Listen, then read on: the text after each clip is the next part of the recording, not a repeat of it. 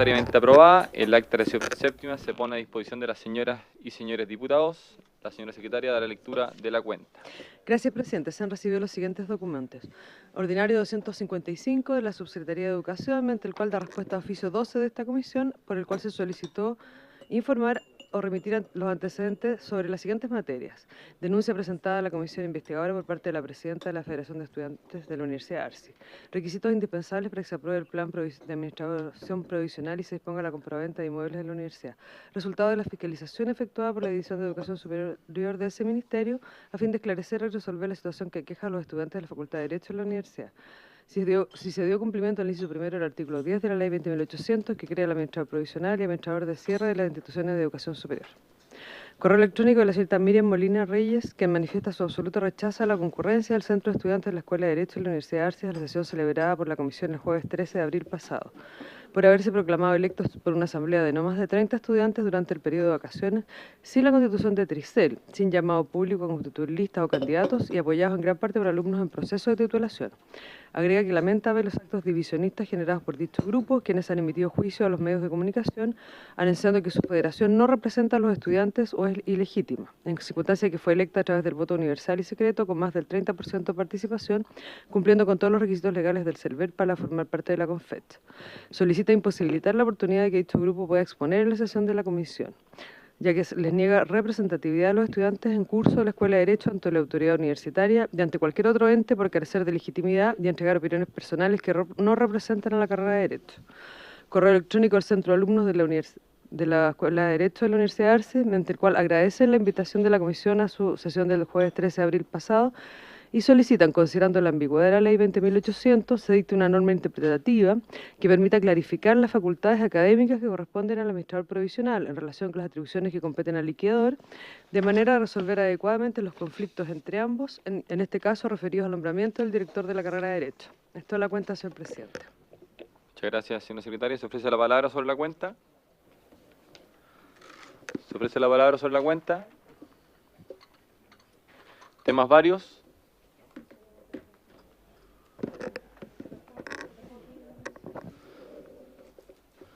Bueno, atendido a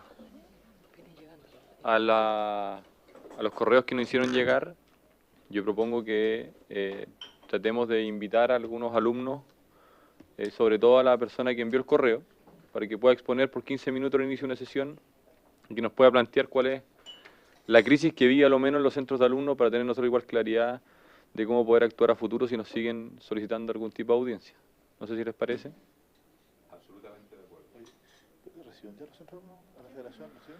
Vinieron de la Federación de Estudiantes, vino un centro de alumnos de la Escuela de Derecho y ahora están reclamando que hay un nuevo centro de alumnos. Al parecer no existe la representación adecuada de ese centro de alumnos. Diputado Chaín. Sí, presidente, yo considero que nosotros tenemos que respetar la autonomía de los cuerpos intermedios, ¿ya? Que está garantizada más en el artículo primero de la Constitución Política de la República. Y por lo tanto creo que a nosotros como comisión no nos corresponde involucrarnos definitivamente en la representatividad o no de las organizaciones que están constituidas de acuerdo a sus propias normas, ¿ya? O sea, yo creo que si nosotros entramos en esa dinámica de que alguien mande algo y cuestione la legitimidad o la representatividad, si es que es otra organización y quiere ser escuchada, ningún problema, hay que escucharlas a todos y cada parlamentario ponderará en virtud de los argumentos, ¿no es cierto?, lo que expongan en esta comisión. Pero, de alguna manera, que nosotros entremos a cuestionar la legitimidad o no legitimidad y que empecemos a escuchar a personas que cuestionan aquello respecto de los representantes de las organizaciones, creo que al final podría desviar completamente el trabajo de la comisión. Yo creo que está bien, como téngase presente para que cada uno de nosotros pueda de alguna manera considerar o no lo que se denuncia, se incorpora como parte del expediente, digamos. Yo creo que eso es más bien para el criterio de cada uno de los miembros de la comisión, pero que la comisión empiece a recibir a las personas que cuestionan, denuncian que un centro de alumnos no sería legítimo o ilegítimo. Imagínense que haríamos realmente una situación súper compleja. Se imagina lo mismo lo hiciéramos con los gremios, con la CUT, con los colegios profesionales, con todo el mundo, digamos. O sea, tendríamos que tener también aquí a personas que podrían el día de mañana, cuando inviten a un diputado a alguna actividad que vaya a cuestionar los diputados por el sistema electoral, no sé, entramos a mi juicio, un camino sin salida. Totalmente de acuerdo, diputado Chaín. Sí, acá solo hacíamos presente que hay un grupo de estudiantes de la Facultad de Derecho que dice que la agrupación que vino se autodesignaron ser los representantes de la facultad. Entonces, hay que tener... ¿Y hay centro alumno? Eso es lo que... Secretaria. Presidente, de lo que yo entendí, el centro alumno que vino la sesión pasada fue elegido. Lo que cuestionan es la legitimidad de su elección. Perfecto. Y estos son otros estudiantes de la Escuela de Derecho. Muchas gracias. Diputado Vallejo. ¿Alguien lo eligió? Presidente, yo entiendo que o sea, comparto con el diputado Chaín que no corresponde estar invitando a individuos cada vez que nos lleguen cuestionamientos respecto a la organización o legitimidad, representatividad de una organización. Sí creo, y a producto de lo que yo entiendo por la carta, que justamente ellos acusan a la comisión de hacer lo que el diputado Chaín está criticando, que en el fondo invitamos a alguien que viene a cuestionar a la Federación de Estudiantes sin haber pasado por los procesos de elecciones que ellos mismos se autodesignaron como organización, o bajo las reglas que ellos se determinaron como organización. Pero yo comparto de que no corresponde caer en la lógica de invitar a los estudiantes. Lo que sí sería bueno que para futuras ocasiones, y lo mismo para cualquier otra comisión, cuando se inviten a las organizaciones estudiantiles, sepamos que realmente son los representantes constituidos por las normas que ellos mismos han dado. O sea, no se trata de cuestionar las normas que ellos han dado o si la opinión representa realmente el conjunto de los que tienen que representar. Ya, eso no corresponde, pero sí que sepamos que son realmente los representantes en términos de sus propias normas. Muchas gracias, diputada Vallejo. Entonces, vamos a dejar esto téngase presente en el acta de la comisión y vamos a pedirle a los señores parlamentarios que invitan a estos cuerpos intermedios que tomen la providencia necesaria para no cometer estos errores nuevamente. Ha llegado nuestro invitado, el liquidador titular provisional de la Universidad Arcis, señor Cristian Herrera. Por favor, don Cristian, adelante, tome asiento. Acompañado del vicerrector académico de la Universidad Arcis, también, por favor, asiento, don Eduardo Novas.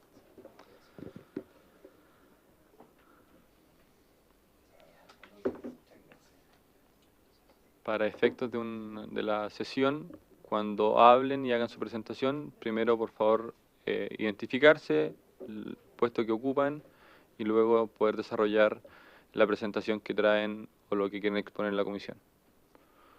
Don Cristian, tiene la palabra. El botoncito negro que está ahí. ¿Aprendió? Gracias. Buenos días, mi nombre es Cristian Herrera, soy abogado y he sido designado liquidador de la Universidad Arcis.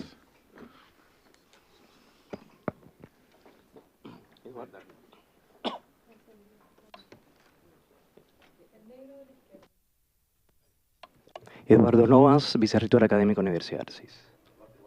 Novas. Muchas gracias.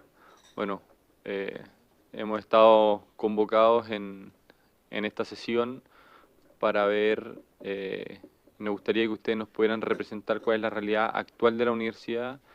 Sabemos que entraron en sus funciones hace muy poco tiempo, nos gustaría saber cuáles han sido las actuaciones que han tenido dentro de la universidad, las acciones judiciales que hoy día tiene la universidad y cómo podemos nosotros recabar la mayor cantidad de antecedentes respecto al objeto de esta comisión.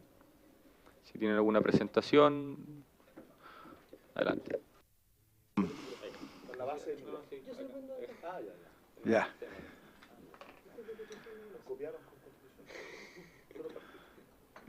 Bueno, la resolución de liquidación se dictó el día 28 de febrero, fecha en la que juré y acepté el cargo, y a contar entonces del día 1 procedí a los trámites propios que me ordena la ley, que son la incautación de los activos, y también fue la otra actuación importante es proceder a poner término a todos los contratos de trabajo.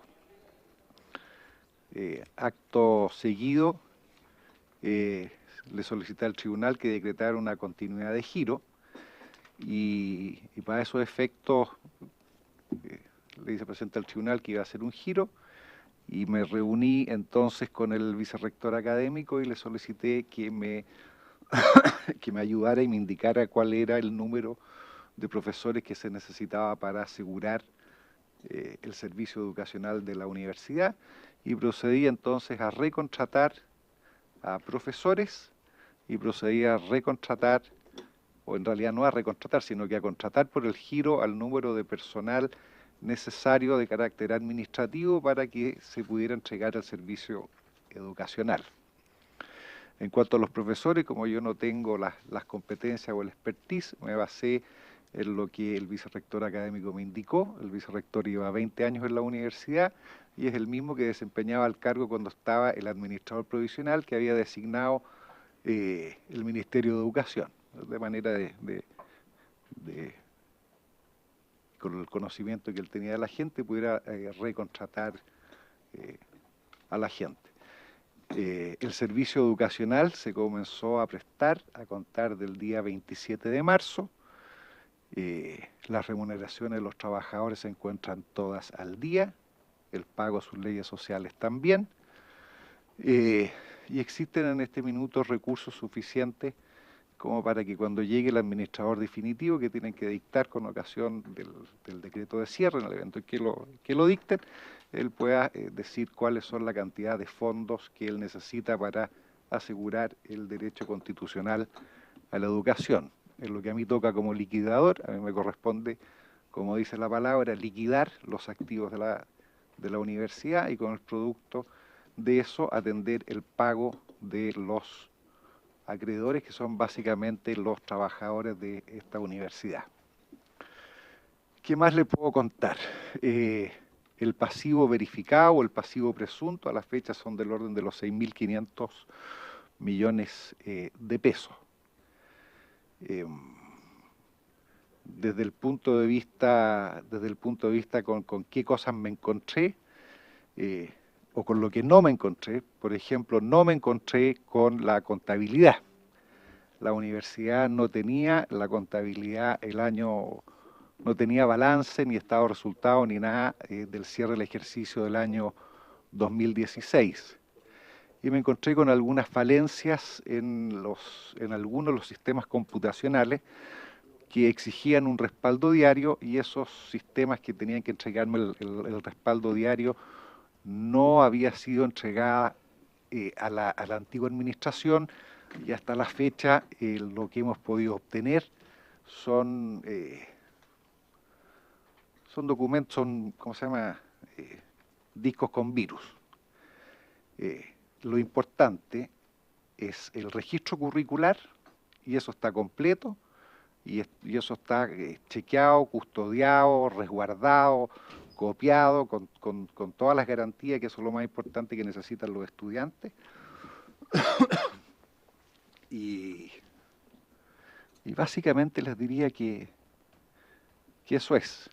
Lo otro con lo que me encontré es que en diciembre del año 2016, el administrador provisional vendió un inmueble de propiedad de la universidad de calle Huérfanos, y ese inmueble lo compró la Universidad de Chile, y como se produjo la sentencia de liquidación el 28 de febrero, a mí me tocó hacer entrega con la correspondiente acta, y con eso se cumplían las instrucciones notariales, retiramos el vale vista y está depositado en la cuenta corriente de la quiebra. Del orden de los 1.200 millones de pesos. Ahora, ¿cuál es el activo relevante que tiene esta universidad? Esta universidad tiene una opción de compra respecto del inmueble que tiene la universidad en calle Libertad número 51. Eso hay una promesa de contrato tanto de compraventa por parte del dueño del inmueble, que es el Banco BBVA, y la universidad también celebró un contrato simultáneo de promesa de compraventa, de ceder la opción de compra. de materializarse la celebración de estos contratos, eso significa de que esta casa de estudio debiera recibir del orden de las 120.000 unidades de fomento aproximadamente. Y esperamos de que, es mucha plata, son casi 3.600 millones de pesos. Y eso debiera ocurrir de aquí a fin de año. El contrato de promesa de compraventa también contempla de que, celebrado el contrato de promesa de compraventa, la universidad tiene un uso gratuito hasta el día 29 o 30 de diciembre, fecha en la cual tiene que hacer entrega a la empresa que compra el inmueble y que compra también la opción de compra. Muchas gracias, don Cristian. Diputado Chaín, ¿tiene la palabra? Gracias. Dos consultas. La primera es, ¿qué ocurre si no se verifica, digamos, si no se verifica el contrato que a su vez tiene de promesa de venta de la opción? Eso es lo que entiendo. Es promitente vendedor, es promitente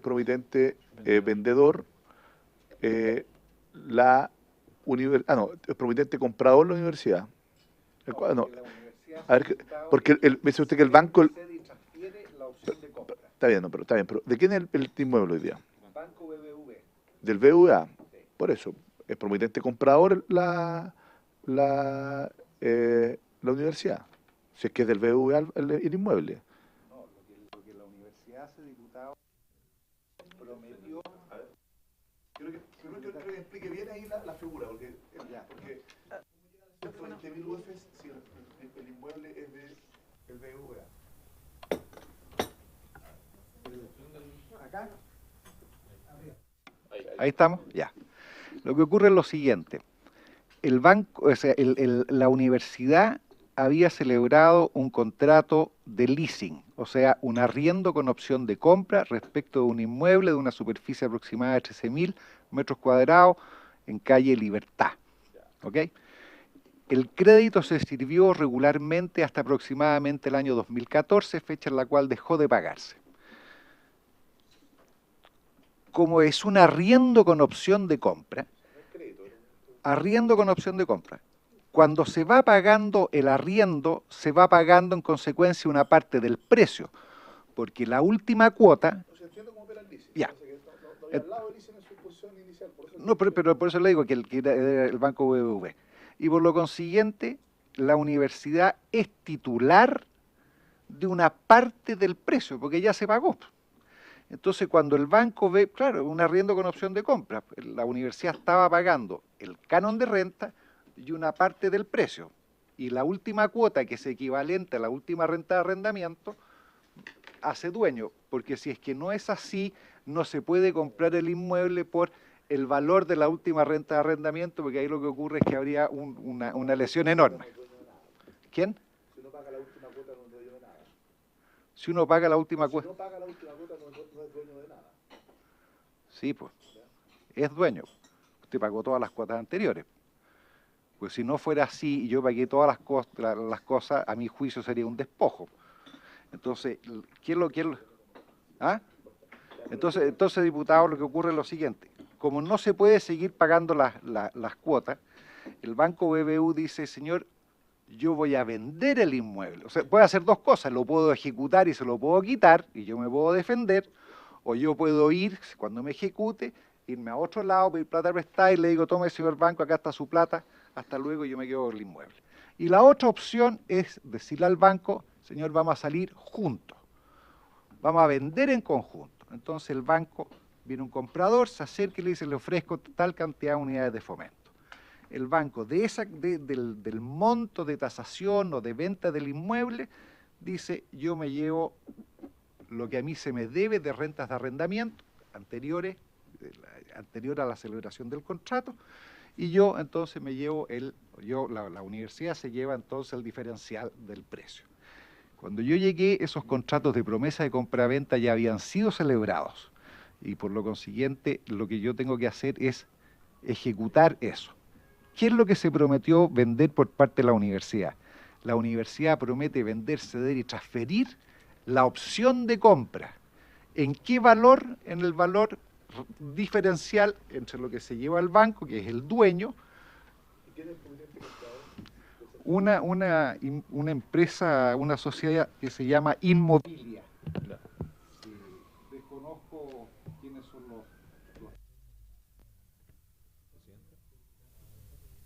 Que ordenemos un poco porque no estamos con los micrófonos prendidos, entonces hagamos las preguntas. Voy a hacer todas las preguntas sí. y mejor y terminamos. Porque termino. Primero es cuándo vence el plazo para poder celebrar el contrato prometido. Y lo segundo es qué ocurre en el caso en que efectivamente no se verifique la suscripción del contrato prometido, no se ejerza la opción por parte de esta tercera empresa, cuál es el plan B que ustedes tienen. Y lo otro es que evidentemente hay una diferencia entre el total de los pasivos que usted señaló, ¿no es cierto?, con el principal capital que tiene hoy día, que son dos. Este vale vista, ¿no es cierto?, por el inmueble que ya se vendió a la Universidad de Chile, y con el eventual ingreso que tenga producto, ¿no es cierto?, de que se celebre esta promesa, se ejerza la opción por parte de esta sociedad y que reciba la parte que le corresponde de ese inmueble a la universidad. Ahí queda un delta como de 2.000 millones aproximadamente, ¿no es cierto?, para poder satisfacer todos los pasivos. ¿Hay otros ingresos que permitan efectivamente o patrimonio que permita responder a eso, o no se va a alcanzar a responder para satisfacer el 100% de las deudas que tiene la universidad?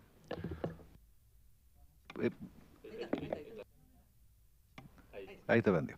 Voy a intentar ir en el mismo orden en que usted me formula su consulta.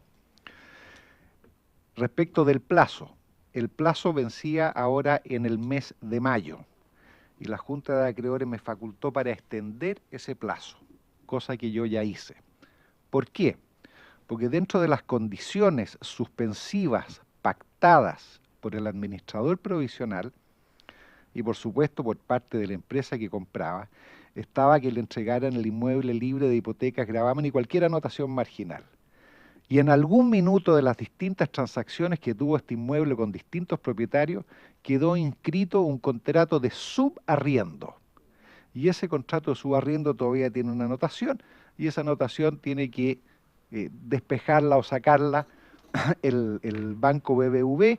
No obstante eso, yo como liquidador también hice una presentación al cuarto juzgado, que es el que conoce la liquidación, para ver si por la vía incidental puedo encontrar una vía más expedita o más rápida para sacar ese contrato de subarriendo.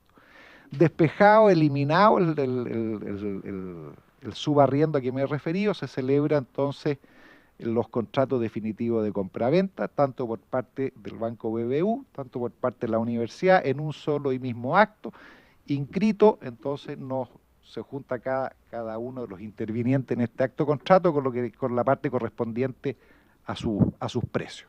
Eso es una cosa. Si por A, B o C se retracta la empresa, lo que hay que hacer es encontrar otro oferente, porque la propiedad es una propiedad muy atractiva, tiene 13.000 metros cuadrados, tiene acceso por la calle Libertad, tiene acceso por la calle trasera que se llama Rafael Sotomayor, y por lo consiguiente el paño es un paño donde las empresas inmobiliarias van a tener apetito. O sea, no es para mí un problema de que ese contrato quede sin efecto. Incluso no sé si aventurarme, yo creo que hasta se lo podría sacar más plata, a lo mejor, pero eso ya, eso es un tema. Ahora, ¿cómo se atiende al pago?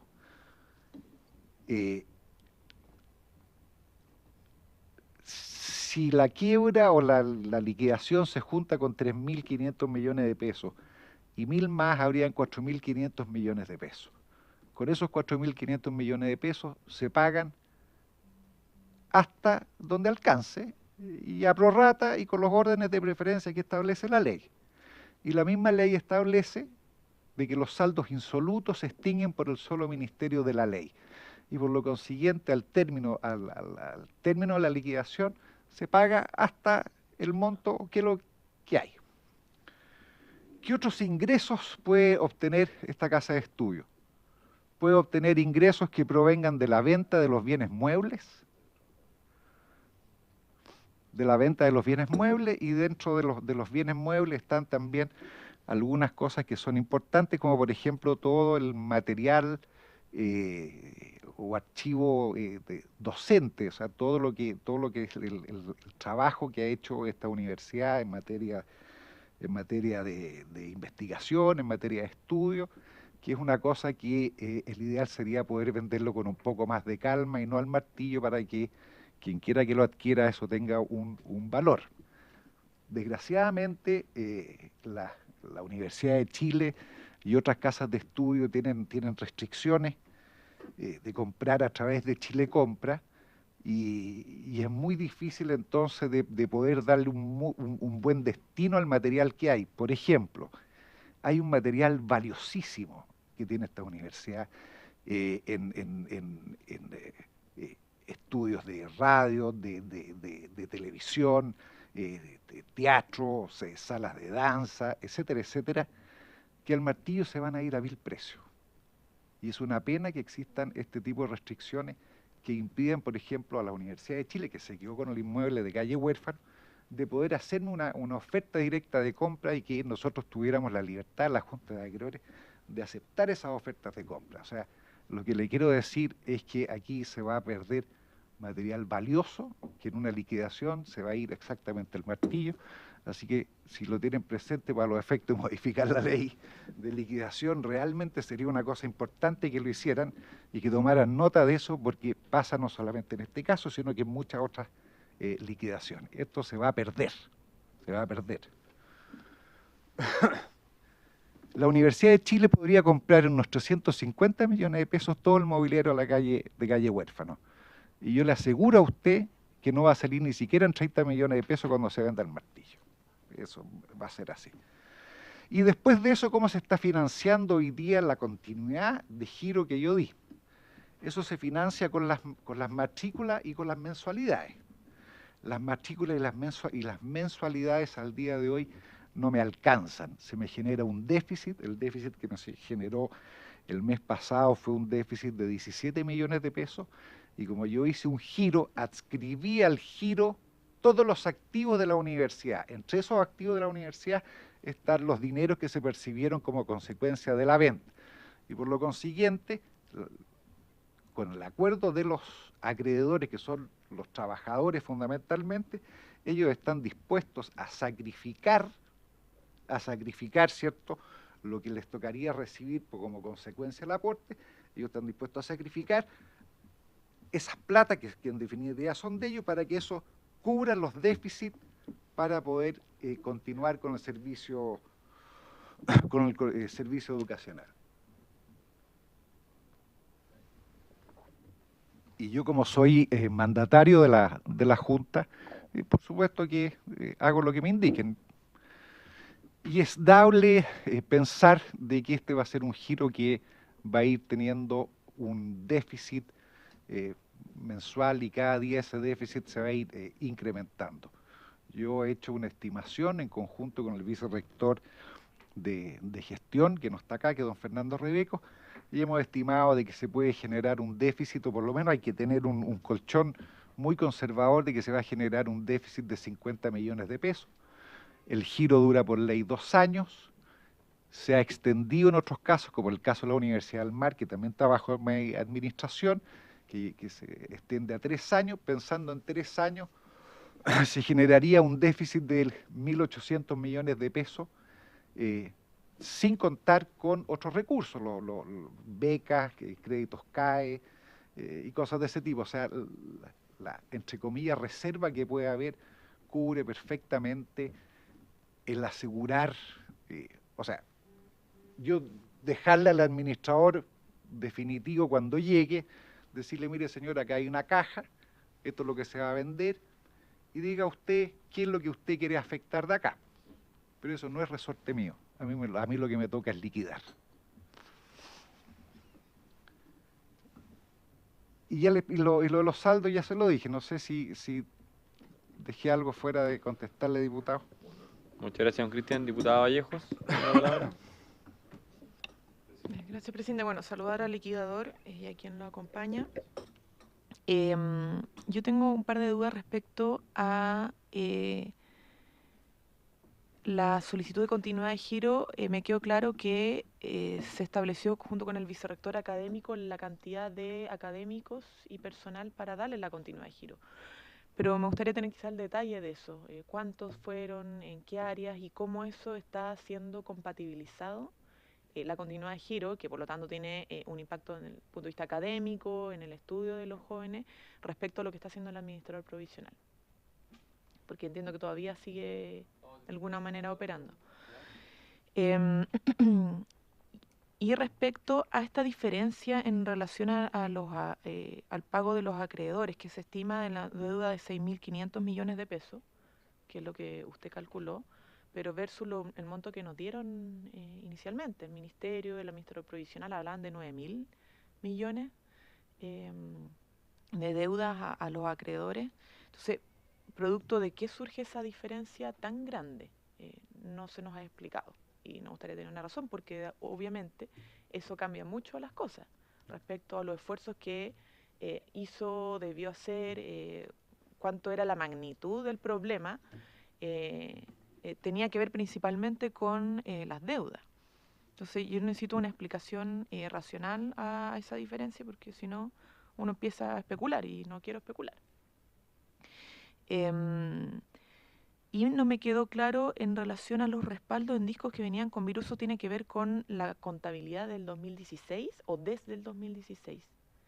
Es decir, que no tenemos claridad de las operaciones contables desde el 2016. Bien preocupante. Y en relación, esto es lo último, presidente, entiendo yo que tendría que haber una compatibilidad o una continuidad entre lo que es el giro o la continuidad giro que está haciendo el liquidador, usted en este caso el liquidador, respecto a la entrada del administrador de cierre, ¿cierto? ¿Cuándo se produce ese cambio según la ley? ¿Cuándo debería estar ya operando la continuidad de estudios, que es lo que tendría que preocuparse principalmente el administrador de cierre respecto a los estudiantes? Porque hasta el momento es como solo incertidumbre. Yo no sé si ahí hay una conversación, qué va a pasar. Y en relación a todos los trabajadores que fueron despedidos y no fueron recontratados, también me gustaría saber bajo qué la legislación operó ahí en relación a las remuneraciones adeudadas, pero también las deudas previsionales y todo lo demás. Eso tampoco lo tengo claro. Gracias, diputada Vallejo. Don Cristian. Ahí. Ahí sí, ya. Respecto del... Salud. Respecto, su primera consulta decía relación respecto del personal académico. Todo el personal, ya. Como le indiqué inicialmente, para que la universidad pueda prestar el servicio educacional, requería de un contingente de personal administrativo y un contingente de profesores. Para los efectos del personal administrativo, con el vicerrector de gestión, que es don Fernando Rebeco, tuvimos las reuniones de trabajo para establecer cuál era el mínimo necesario para poder, desde el punto de vista administrativo, gestionar una universidad. Y todo lo que dice relación con el tema académico, con el vicerrector académico que está aquí presente. A ver, son 63 personas en total. 33 de la Vicerrectoría Académica y 30 de la Vicerrectoría de Gestión. Y en el tema de los profesores, si la memoria no me falla, son 129 al día de hoy. Al día de 130. 130 profesores al día de hoy. Y eso se está revisando constantemente. Nosotros tenemos reuniones de trabajo semanal. Y respecto al tema de los profesores, estamos viendo la manera de optimizar los profesores que ahí están, y eso hay que compatibilizarlo con el servicio y con la calidad del servicio que se tiene que prestar. O sea, y ahí le agrego, diputada, de que todos los profesores son los mismos profesores que estaban antes, o sea, no hay tercero extraño y ajeno a la universidad. Es una parte. Eso lo quiero engarzar con la cuarta o quinta pregunta suya, que dice relación con los despidos. Al despedir a la gente, nosotros con el Departamento de Recursos Humanos de la universidad, más los asesores contables míos, se prepararon todo lo que fueron los finiquitos y se le entregaron a cada uno de los trabajadores los finiquitos para que los revisaran y si lo estimaban pertinente lo suscribieran o al suscribirlo hicieran o dejaran constancia de su reserva de derecho. Y respecto de aquellos que no quisieron firmar los finiquitos, no importa, yo igual les entrego su carta de aviso y qué sé yo. Y le digo más, mucha de la gente que no me firmó los finiquitos es gente que yo contraté de vuelta, porque ellos están en su derecho de estimar y decir que da lo mismo, que no corresponde, que es más, que es menos, no tengo idea, pero ellos tienen el derecho de hacerlo y el ejercicio de ese derecho no importa de que yo no los haya contratado. Le diría de que es más, la inmensa mayoría de la gente que yo contraté por el giro es gente que no estuvo dispuesta a firmar los finiquitos. Solo como punto para... Sí, la gente que no estuvo dispuesta a firmar el finiquito, entonces no se le pagó las deudas que tenían. No, lo que pasa que cuando hay una liquidación o hay una quiebra, yo no pago. Lo que hace el liquidador o el síndico es que hace repartos de fondos. Y los repartos de fondos se presentan al tribunal y se les paga en proporción o a prorrata y dependiendo la preferencia. Por ejemplo, yo digo voy a hacer un reparto de fondos de 1.000 millones de pesos. ¿Qué significa esto en el universo del pasivo? Supóngase usted que eso significa el 22,4%. Eso significa de que todos reciben el 22,4% de la remuneración que percibían.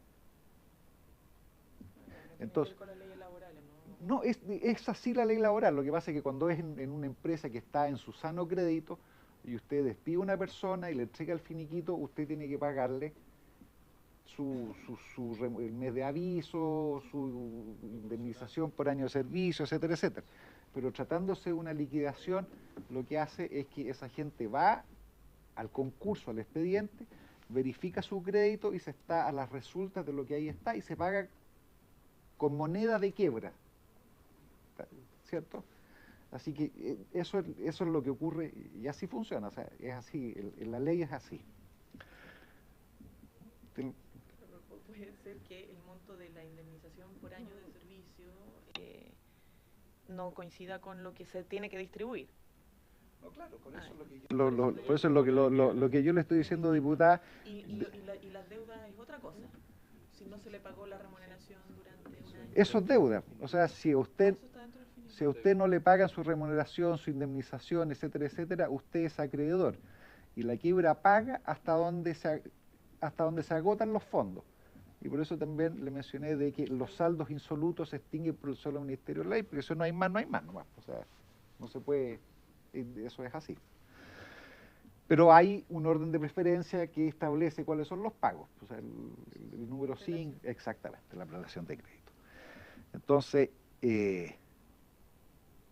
ahí engarzamos la pregunta 1 con la 4.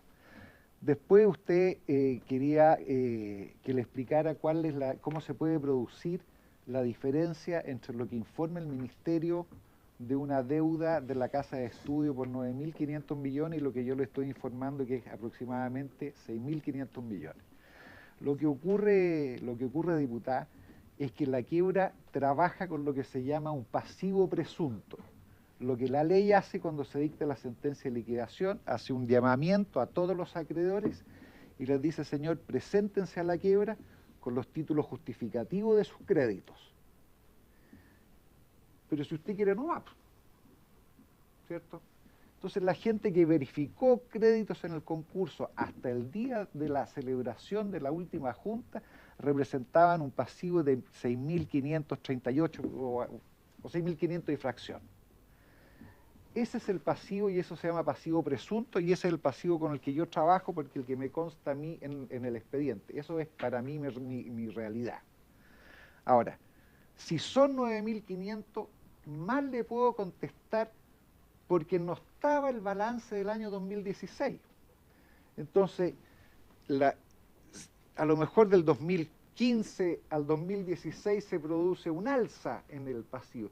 Yo desconozco por qué, porque no tengo el antecedente fáctico contable en mi poder para decirle, puedo tratar de darle una explicación. La única explicación que le puedo dar es que 6.500 el pasivo con el que yo trabajo, y ese para mí es mi pasivo, y no otro. El ministerio tendría que, el destinatario de su consulta tendría en este caso que ser el Ministerio de Educación. ¿Cómo que el acreedor que solicitó la liquidación se presentó? Bueno, él la pidió, ¿no? Respecto al administrador provisional, esa era otra consulta que usted tenía. Al administrador provisional, yo por la continuidad de giro no lo contraté. Porque yo decreté una continuidad de giro y en el ejercicio o sea, la Junta de Acreedores nombra un administrador y la Junta de Acreedores me nombró a mí administrador del giro. Yo no, perdón, lo cierto es que yo no, para los servicios educacionales que presta la universidad, no, yo no lo necesito, llamémoslo así, o sea, no diviso la razón por la cual lo tendría que contratar, si fuera un profesor que está prestando o haciendo clases o alguna cosa así, pero con la gente que nosotros, con la gente que contraté como administrador del giro, en ese esquema no era necesario.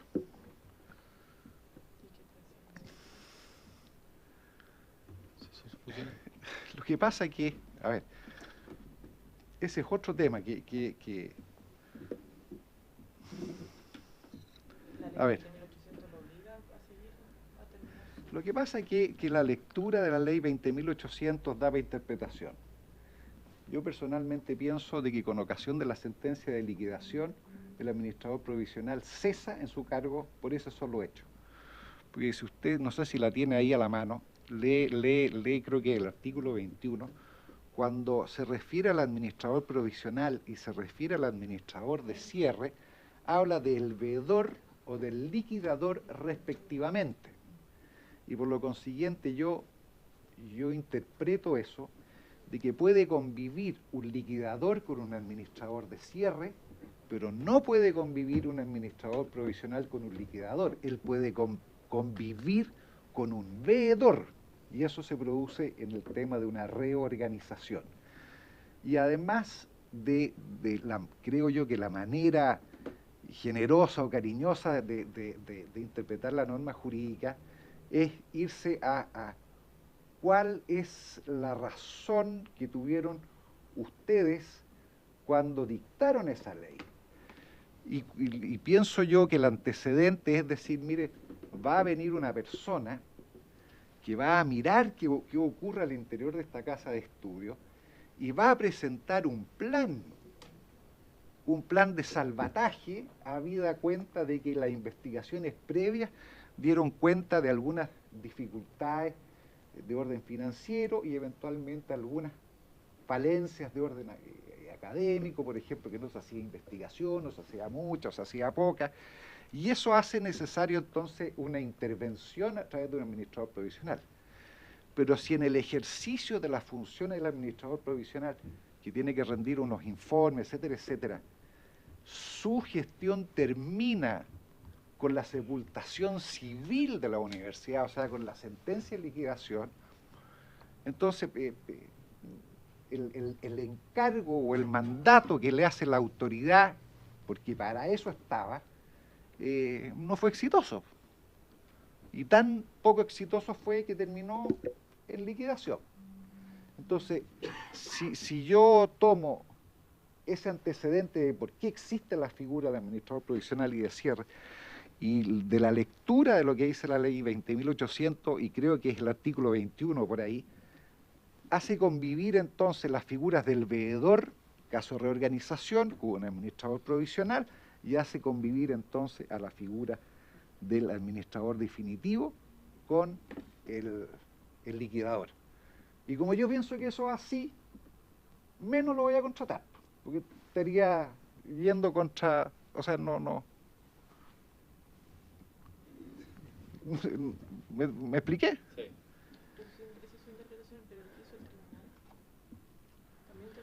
No, el tribunal, lo que pasa es que la ley 20.800, diputada, dice que las diferencias que se puedan producir entre el administrador de cierre o provisional con el veedor o el liquidador la resuelve el tribunal o el juez que conoce el procedimiento de liquidación, previo informe del Ministerio de Educación y previo informe de la Superintendencia. Yo creo de que en la práctica es imposible estar administrando, pidiendo informes para allá, informes para acá y esperando que un juez de la República dicte una resolución, porque los tribunales tienen una carga de trabajo más o menos importante, son materias un poco más técnicas, y por lo consiguiente uno no puede estar pendiente de la dictación de una resolución judicial para tomar decisiones que hay que tomarlas en el minuto. Entonces, en este caso, como me designaron a mi administrador, yo tomé todas las medidas que yo estimé que estaban dentro de mis atribuciones. Y eso es lo que hice. Si está bien, estará bien, si está mal. El tribunal lo ha... Muchas gracias, gran Pero diputado hicieron también Poblete. una presentación, la hizo el administrador en el tribunal. Me acuerdo que hizo una pidiendo de que se dejaran sin efecto todos los despidos que yo había hecho.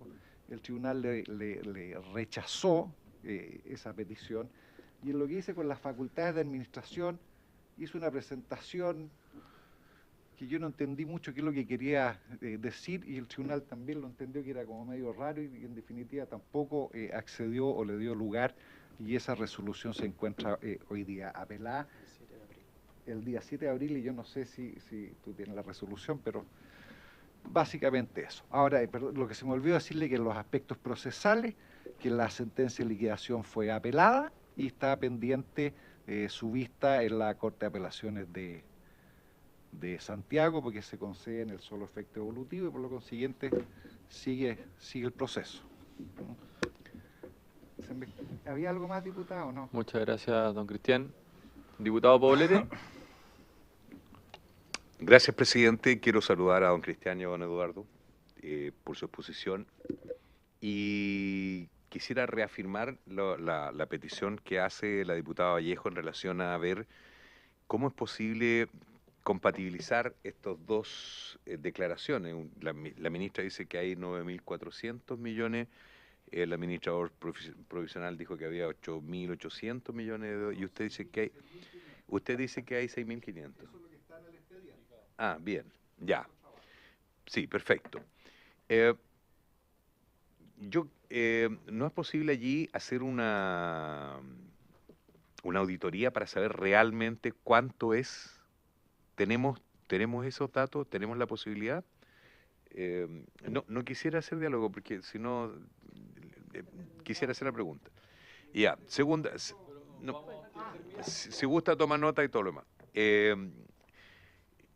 El segundo tema, me gustaría leer el artículo 21 de la 20.800, que dice así: las facultades del administrador provisional o del administrador de cierre, nombrados a causa de una resolución de reorganización o de liquidación, según corresponda, prevalecerán sobre las del liquidador o veedor, según sea el caso, únicamente respecto a los bienes muebles e inmuebles esenciales para asegurar la continuidad de estudios de los y las estudiantes.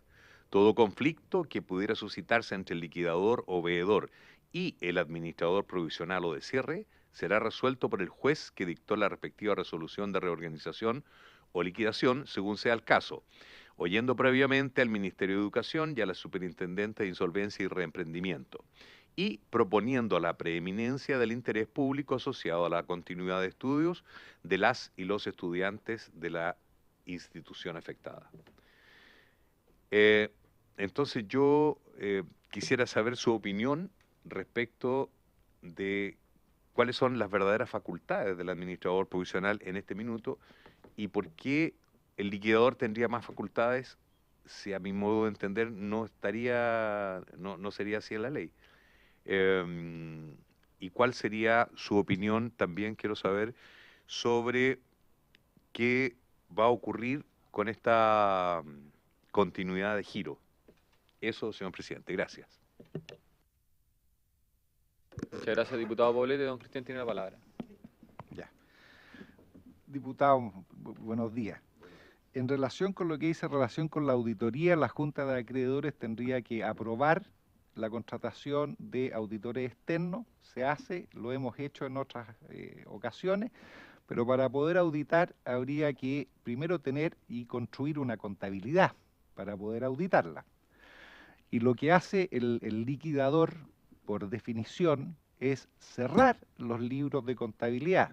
No soy yo el naturalmente llamado a hacer una contabilidad. Yo cierro los libros del comerciante, ¿cierto?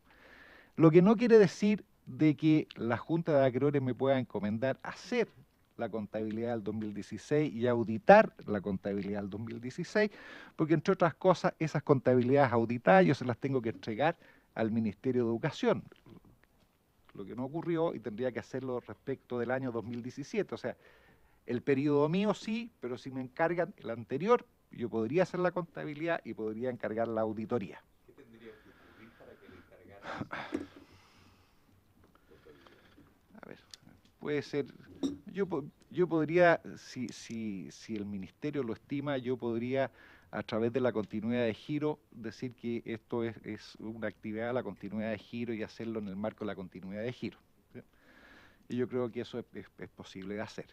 Y como tengo que entregarle al Ministerio las contabilidades en diciembre, lo lógico, lo útil sería de que yo hiciera la contabilidad del año 2016, la mandara a auditar, hiciera la contabilidad en su minuto del año 2017, la auditar y lo mando. Ya. Paso a su segunda consulta, que dice relación con la lectura que usted acaba de hacer del artículo 21. Precisamente lo que yo les indiqué. Si usted se fija en la lectura, habla de el administrador provisional, habla del veedor, habla del administrador definitivo y habla del liquidador, y usa las palabras respectivamente. Ambos tienen... ¿Cuál es la lógica? Si hay un veedor, significa que esta es una empresa. Hablemos de empresas, las universidades no son empresas, pero para los efectos de que resulte más fácil. Si una empresa se acoge a un procedimiento de reorganización, y en este caso se trata de una casa de estudio que tiene que garantizar un derecho, un servicio educacional, la figura del administrador provisional es concordante y coincidente con la del veedor, porque lo que ellos hacen es reordenan y producen el salvataje, o sea, evitan las quiebras, evitan las liquidaciones. Y por lo consiguiente, la lógica es que si los esfuerzos de uno y los esfuerzos de otro se orientan hacia un mismo norte, pueden convivir. ¿Y qué es lo que dice la ley ahí? Le dice, en este caso, le dice, las facultades del administrador provisional van por sobre las del veedor y puede declarar bienes esenciales, aquellos muebles o lo que sea, necesarios para la continuidad del servicio educacional. Eso significa de que si yo tengo, por ejemplo, 2 inmuebles, yo puedo, como administrador, decir, mire, yo voy a afectar un inmueble, los escritorios, los pizarrones, los computadores, etcétera, etcétera, para esto. Y quiero afectar el otro. Entonces ahí el veedor le puede decir, no, pues yo tengo que atender a otras cosas, así que el otro lo voy a vender, porque usted puede resolver esto acá. Entonces, pero van hacia un mismo norte, reorganizar los pasivos continuar, asegurar el servicio. Pero eso no pasa en la liquidación, porque los intereses son contrapuestos, porque el otro no tiene nada que salvatar, nada que resolver, nada, ningún plan, ningún proyecto de salvataje, porque ya hay una sentencia de liquidación. Entonces su figura es innecesaria en la liquidación. Y por eso que la ley entonces habla de un administrador definitivo o de cierre. Y cuando venga esa persona que tenga que cerrar, yo tengo que vivir y convivir con él. Porque él me va a decir, señor liquidador, mire, yo voy a necesitar estos escritorios que no los venda, este material de estudio que no lo venda, no venda la biblioteca, ¿me explico? Y necesito tanta plata para seguir para adelante. Si yo tengo un conflicto con él, se lo llevo al tribunal para que lo resolvamos. Pero no hace lógica, no hace sentido, no es, a mi juicio, de que yo tenga que convivir con un administrador que tiene que hacer un salvataje respecto a una gestión que fracasó y yo tengo que convivir con el otro. Por eso entonces yo no necesito al administrador y por esa razón no contraté al administrador. Eso es lo que dice, es lo que toca con lo del artículo 21.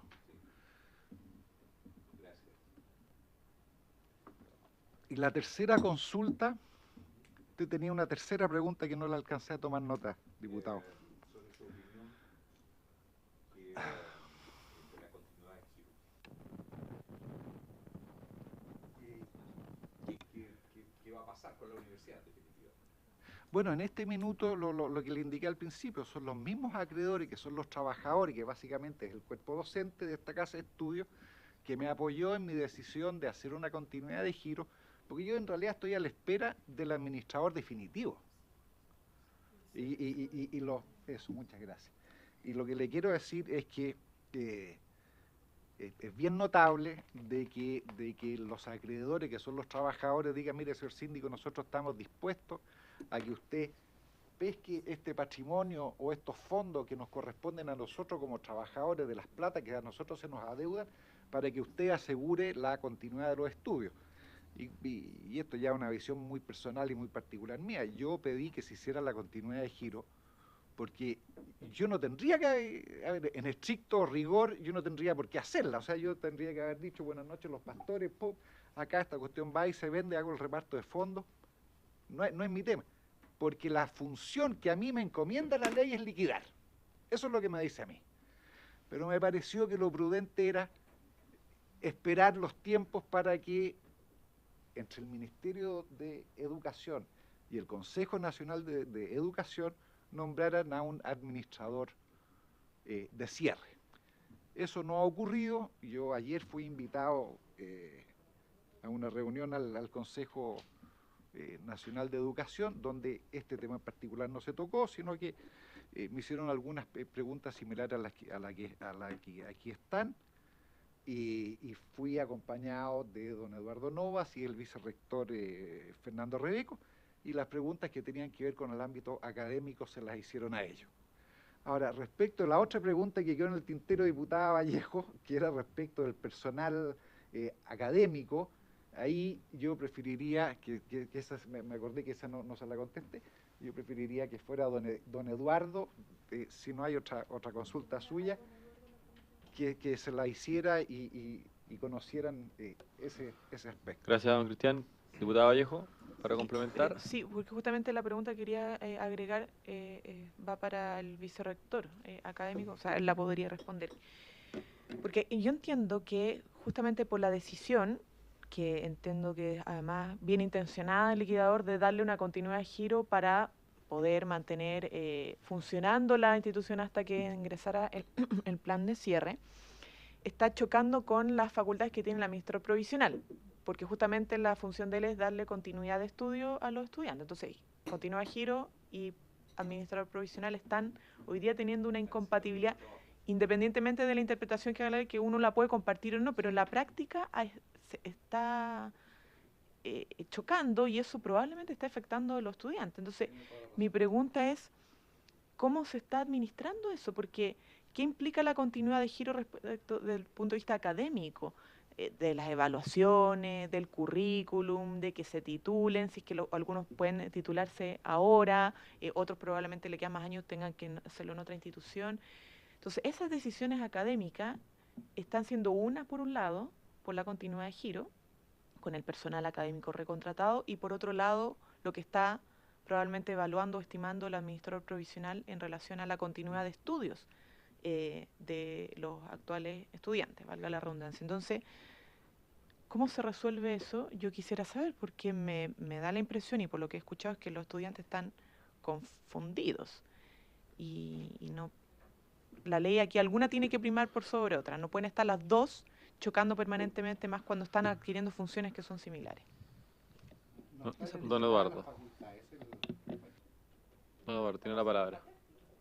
Sí, paso a responder esto. Mire, en cuanto a estas supuestas contradicciones que existen, desde el 17 de marzo yo no veo al administrador provisional. Él desde el 17 de marzo no tiene ningún contacto ni conmigo como vicerrector, ni con los directores de escuela. O sea, la academia, digamos, en cierto modo lo estoy llevando a cabo yo.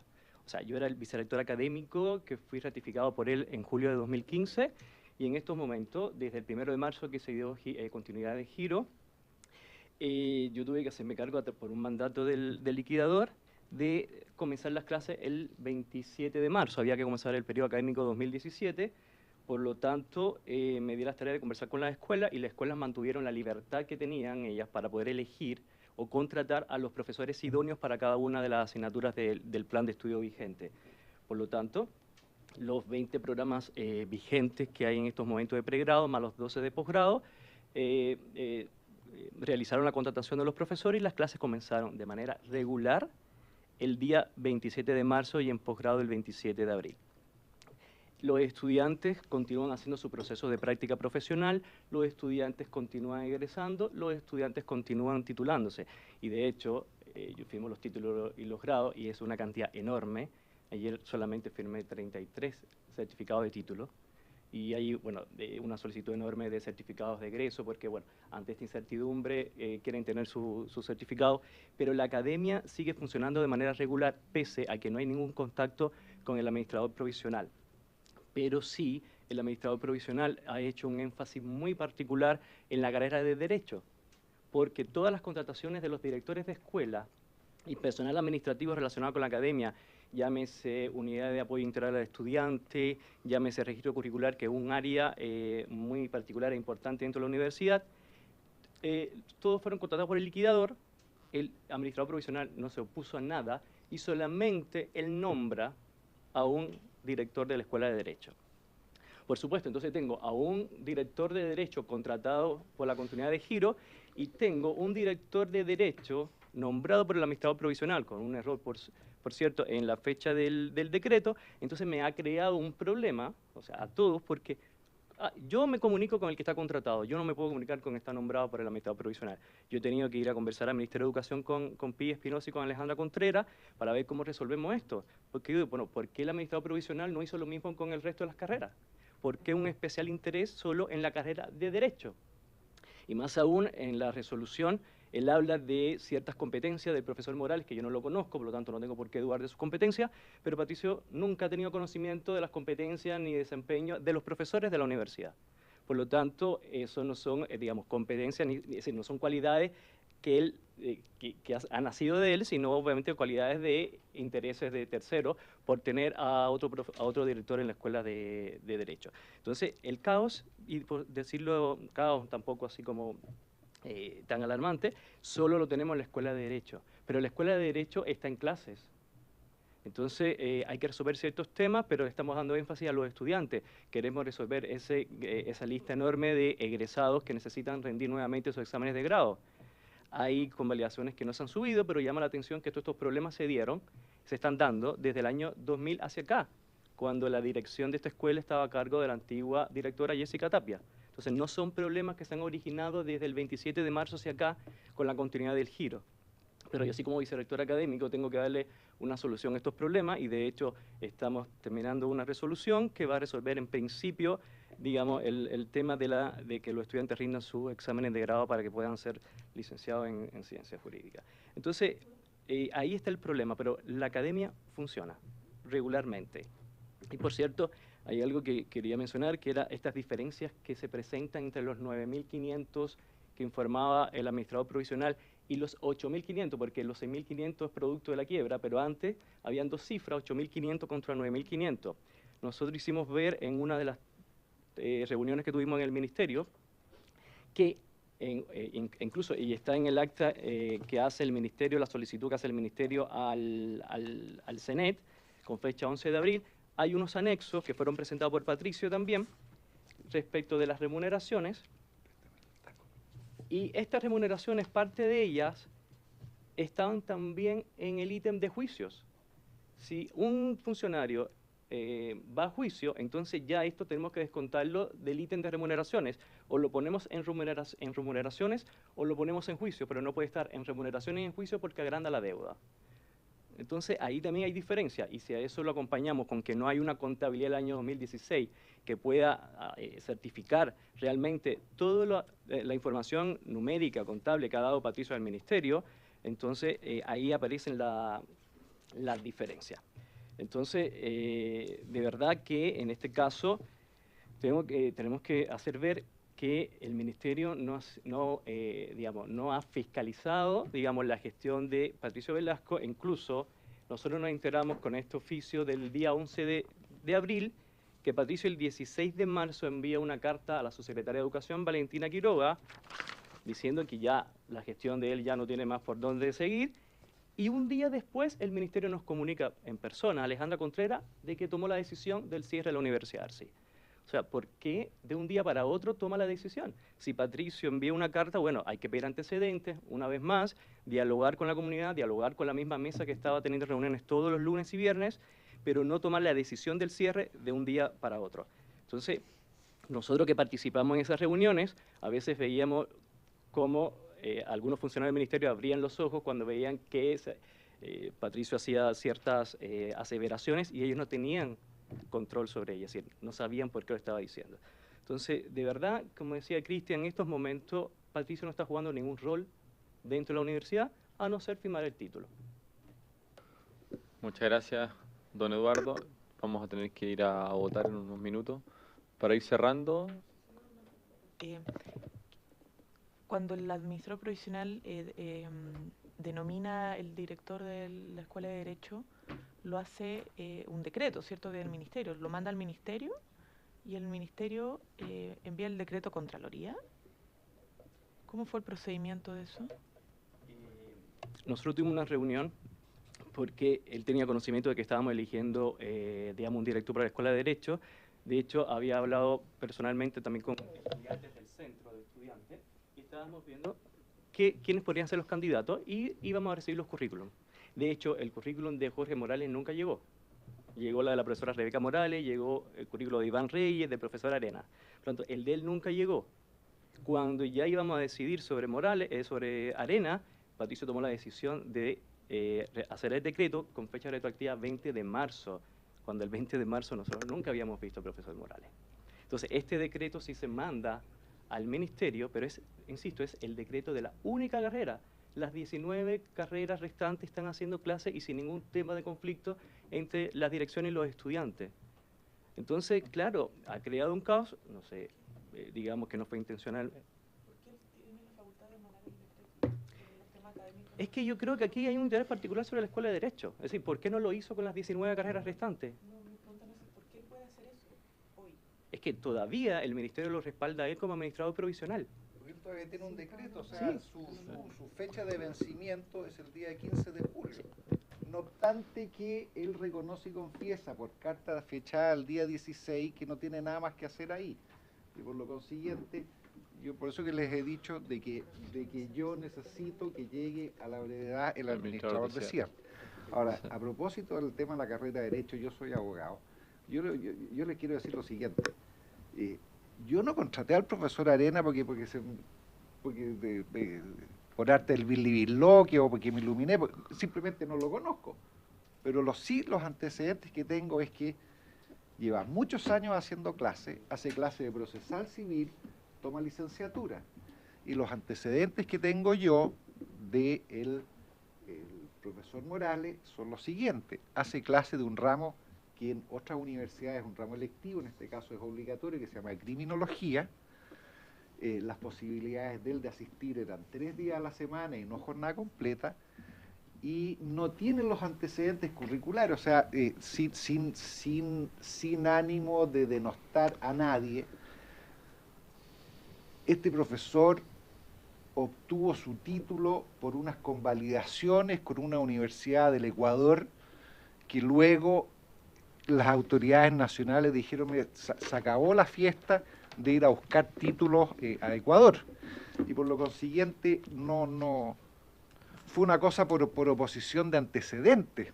Yo no conozco ni a Morales, ni a Arena, ni a la señora Rebeca Morales, sino que, o sea, lo que les quiero decir de que no fue una actividad arbitraria, sino que fue una cosa objetiva, en que la gente de la vicerrectoría académica, estos son.